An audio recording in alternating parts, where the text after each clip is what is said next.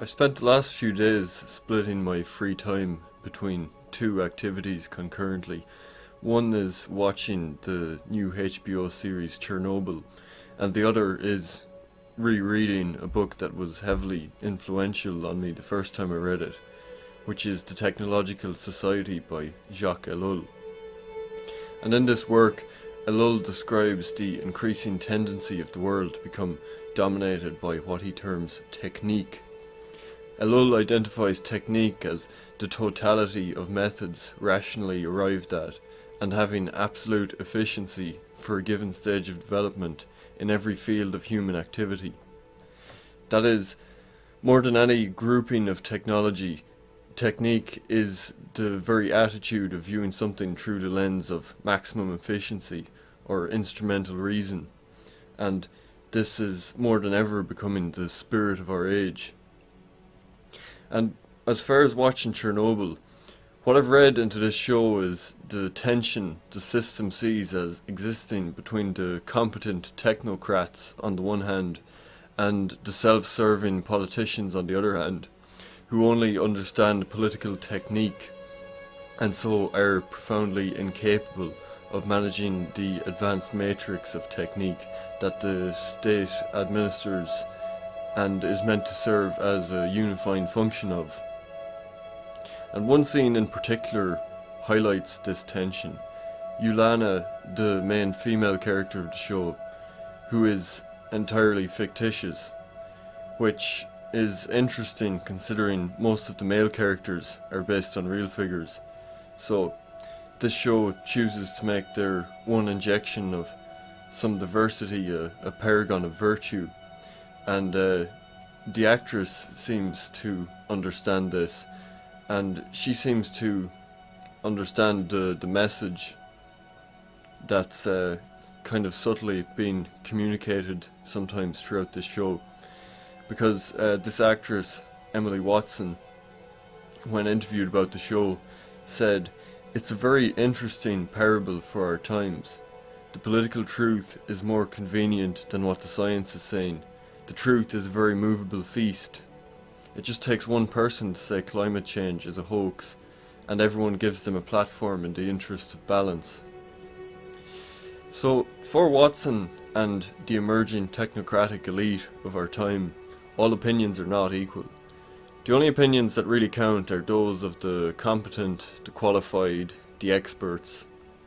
And whether the experts themselves are operating under unquestioned moral assumptions is irrelevant, because on some level everyone agrees with those assumptions, which are all the time reinforced by the elite's cultural apparatus.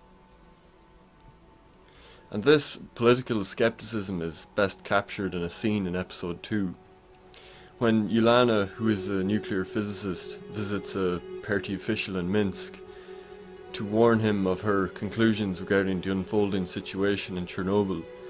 Garanin, the party official, he's a fat, bloated ignoramus who's sitting knocking back vodka.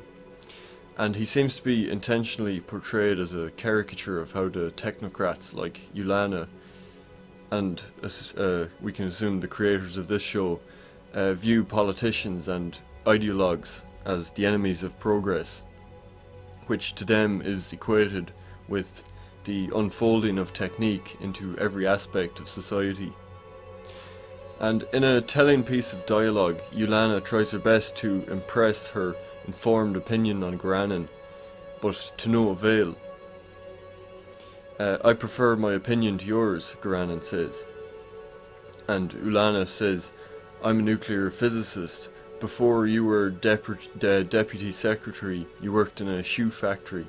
To which Garanin replies, "Yes, I worked in a shoe factory and now I'm in charge." And at this point, Garanin raises his glass of vodka and toasts to the workers of the world. So, throughout the early part of the show, the competent people, like scientists Ulana and Legasov, are constantly hamstrung by career politicians, whose judgment is clouded by factors like their position in the party, obeying unwritten rules for political expedience, and sometimes censoring the truth to save the face of the system. Politicians are only of any use when they hand the power of the state apparatus over to the experts to use it at their disposal. It'd be naive to read Chernobyl as an attack on communism or the political organism of the USSR specifically.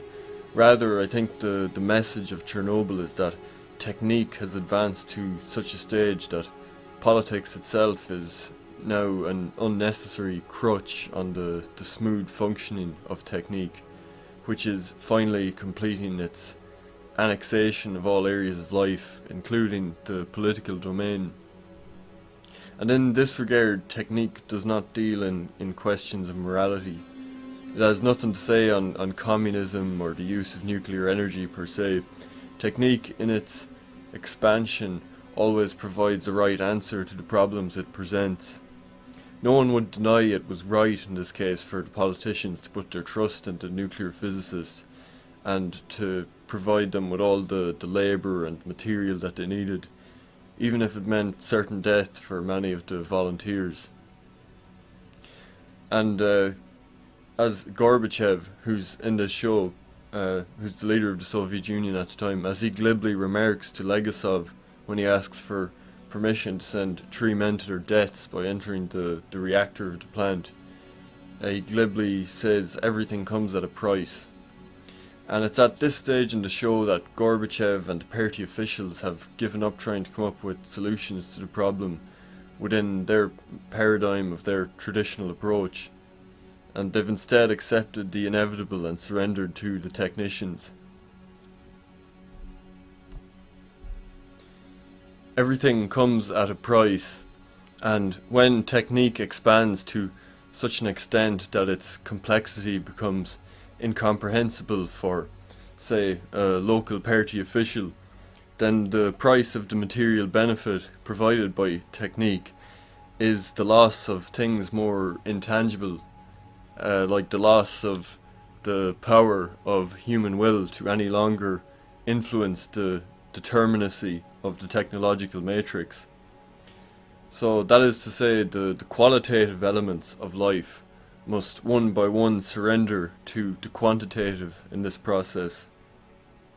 And in a world that has become so dominated by technique, idealism and democracy must surrender to technocracy. Over the course of Chernobyl, the experts become technocrats as their competence starts to provide them with authority. And this is a logical stage in the expansion of technique, and when it happens, it is necessary for the new technocratic aristocracy to protect its position through consent, which is manufactured everywhere by the system's use of propaganda.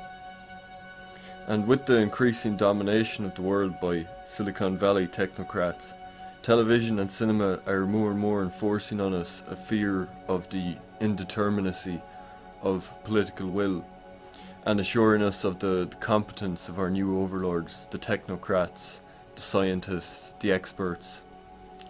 Or, to quote the very influential Zbigniew Brzezinski, who was a political scientist and one of the chief theoreticians of the New World Order. He was a senior advisor to the Jimmy Carter presidency.